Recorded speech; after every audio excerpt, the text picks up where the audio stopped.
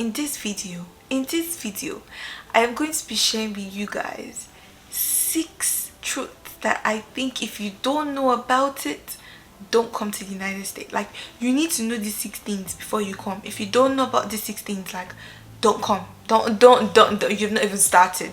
But once you know about the 6 things, at least you started the process of your research. You get.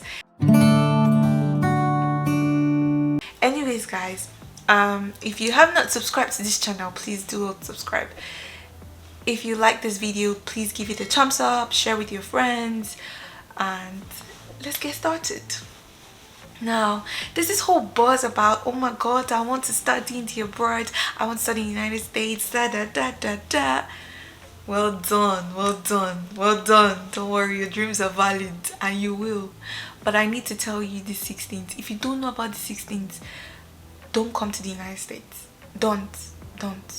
The first one is that college is very expensive for international students. Like, whether you're coming to a college or you're coming here, like, we refer to colleges and universities as the same. It's just that universities are seen a little higher than colleges because they have more accreditations and all of that. Some colleges do not really have accreditations, as some universities do have, but they're mostly interchangeable. Some say colleges, some say universities. But whichever you're trying to come to, whether it's a university or you're coming to a college, just know that it's very expensive for international students. And I do not just mean tuition only or your fees. No, I mean your rent. You know, like when we studied in Nigeria, we used to pay our house rent. We used to pay every year. Yes, here you pay every month. You have utility bills to pay. You have utility bills to pay, which includes your electricity and your water bills, and then you have phone bills to pay. You have transportation. It's even worse in some places where they don't have like buses and trains, and you always have to use an Uber or you have to get a ride.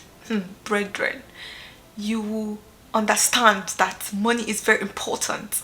So it is expensive to study in the United States for international students, and the earlier you know that, the better for you.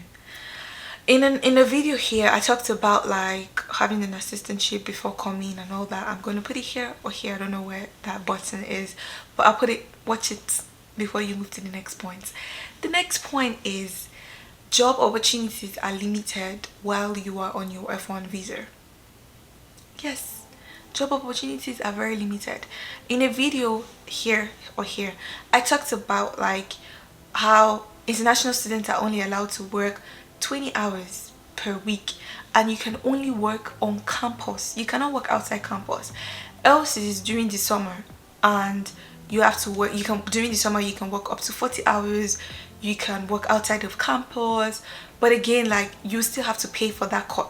You're paying for that internship, or that job that you're going to do during the summer. You're paying for it as a course. You get. So you always need to have like an authorization to work outside campus. You cannot just wake up one day and say, I'm done with this on campus jobs, I'm done with any this money, I want to go and work outside. Hold up, you cannot. There's a restriction on that. So like, even if you're the most skilled person, you're like, oh my god, I can create a crab to turn into a social media account right now. Chillax. You can only work 20 hours and on campus. And you know the most surprising thing? The most surprising thing is you cannot even work for an organization outside the United States. Because I got a job which I could not work for a UK organization, but I still could not do that job. Although there's some people who still do like all this kind of job thing, but I don't know, me, I like to follow laws and like to like, although sometimes I can be radical, but there's certain things you don't want to do gra for. So my point is, you can only work 20 hours on campus per week, and that is your fate. Okay, the third thing you need to do is, or the third thing you need to know is that you cannot travel to your home country and back whenever you like. You know, when we're in school in Nigeria, we can leave school anytime, any day. Like, I remember one time when I was in Uniben and I thought I had chicken pox because I saw like something that looked like a boil on my skin, and had been around someone who had chicken pox, and I was starting to be scared. So I called my mom. I was like, I think I have chicken pox. My mom was like, okay, come to Lagos. And I came to Lagos, and lo and behold, it wasn't even chicken pox. It was just wasted money on transport. So you cannot really do that one here, because first of all, it's not even easy. Because how do you want to keep traveling to Nigeria, like to and fro every time? You cannot really do that. You don't really have that money to waste, or to dash an airline just like that. And even when you now even say you want to travel, right, you're still going to need to have your I-20 signed. You always need to have your I-20 signed, because you cannot just travel in and travel out. Your school needs to know that you are traveling. So it's like you're caged, but you're not caged.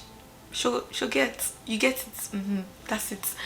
The fourth thing you need to know is that there'll always be that struggle to fit in.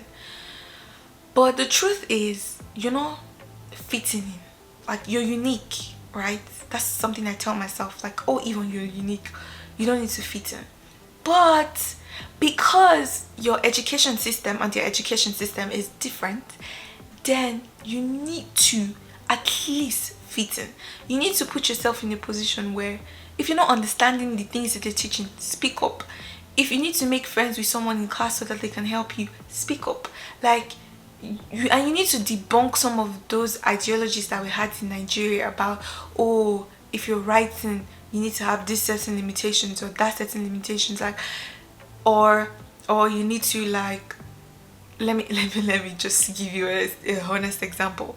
Here, do you know that you can actually be your admission, or whatever that's called, like your, what's it called, your active status as a student, let me just say, can actually be reprimanded. What does that word mean? I'll check. But it can actually be withheld if you plagiarize. That is to tell you that plagiarism is a big deal here, and they don't joke with it. So when I'm writing, for example, I take so much time rephrasing and paraphrasing, and I'm making sure that I'm giving reference to who said something. If someone said Obi is a boy, I did not say Obi is a boy. If Tunde said Obi is a boy, I will not even say Obi is a boy directly the way Tunde says it. I'll rephrase it and put in the whatever that's called, and say, oh, according to Tunde, or put that Tunde actually said this. Do you get? So plagiarism is actually a big deal here, and they don't joke with it. I think it's the fifth thing. Yeah, the fifth thing you need to know right now before coming to the United States is that there are a lot of restrictions put on international students. Again, I have that video, you should watch it, where I talked about some of these restrictions.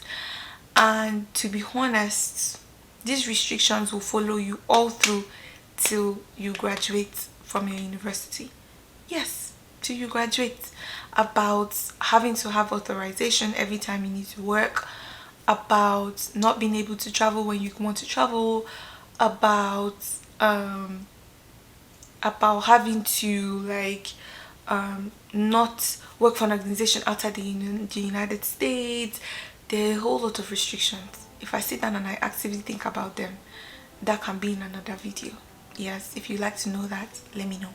So you always have these restrictions, always. In fact, as an international student, you cannot do more than one online course. You cannot drop a course. You know when they say something is plenty. Now the last thing you need to know is there is a 90% chance you will not get rich on your F1 visa. F1 visa is your student visa.